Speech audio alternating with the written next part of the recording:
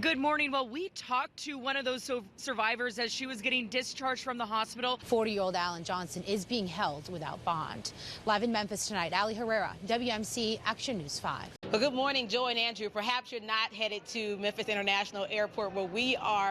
Good morning. Yeah, this first alert came in around 5 o'clock this morning. Take a look at these flames.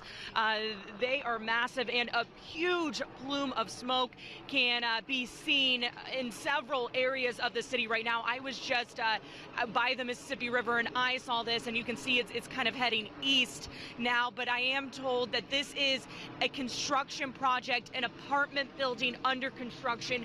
No one was home or living here at the time of this fire, but you can see firefighters still have a lot to do here, and so that's why we only know preliminary information. It's all hands on deck here.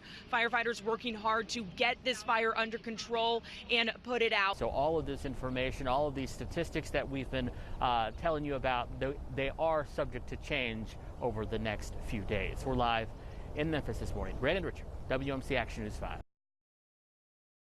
I knew what it was immediately when I woke up. Around 2:30 Wednesday morning, Don Worsham heard 18 gunshots near his home in the Riverwood subdivision in Cordova. When I saw the gunfire, I could see the fire coming from the muzzle. I yelled, "Hey, what are you doing?" And then I yelled for my wife to call the police, and then I heard a male voice go, "Come on, man, let's go." One person was pronounced dead at the scene. Dozens of evidence markers littered the area around Linian Cove, some marking shell casings. I ain't never seen nothing like this over here in this area. This one was a first. Neighbors say the growing Riverwood neighborhood is quiet. Usually the most trouble they get is speeders cutting over to Macon Road. They say neighbors have each other's backs, and after this deadly shooting, that's even more true. All you can do is protect your own, watch out for your neighbors, and pray for your city. Reporting in Cordova, Kelly Roberts, WMC Action News 5. The mayor here in Collierville says homes can be replaced, but people cannot. 4 people died in a house fire overnight off Byhalia Road. 2 others were taken to the hospital. Now this close-knit community is dealing with this news ahead of the holiday. It's a tragic situation. You can't put a good spin on it. The first call about the fire on Autumn Winds Drive came in around 11 Sunday night. It took firefighters nearly 30 minutes to get the fire under control. Reported heavy fire and smoke showing, and were confronted by several people trapped in the home. In my years in the insurance business, I've seen a lot of fires. I'll have to say this is as bad as I've ever seen. Collierville Mayor Stan Joyner didn't know the family who lived in the home, but visited the scene Monday morning. He says when one person hurts in Collierville, everyone hurts.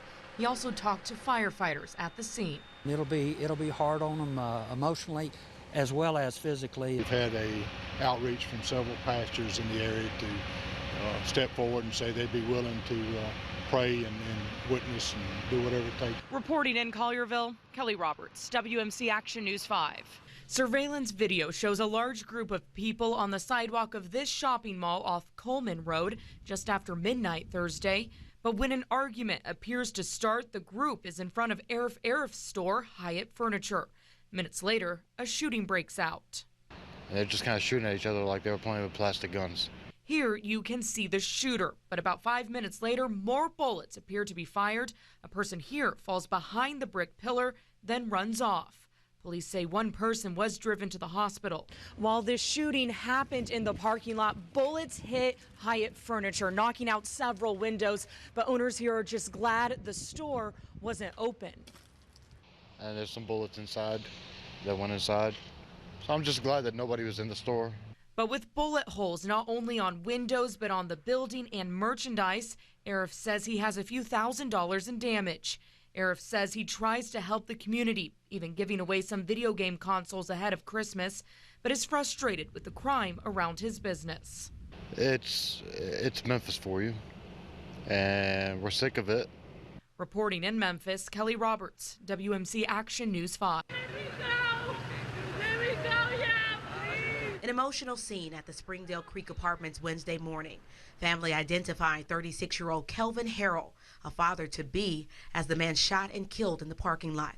Memphis police say they responded to a shots fired call around midnight. When they arrived, they pronounced Harold dead on the scene. Witnesses say he was shot multiple times, his body found between two cars.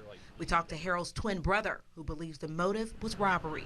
Somebody would try to rob him. He probably would have gave it to him before they would try to rob him for it. Those who knew Harold say he was often seen and was known here in this community for selling CDs out of the back of his trunk to make some extra money.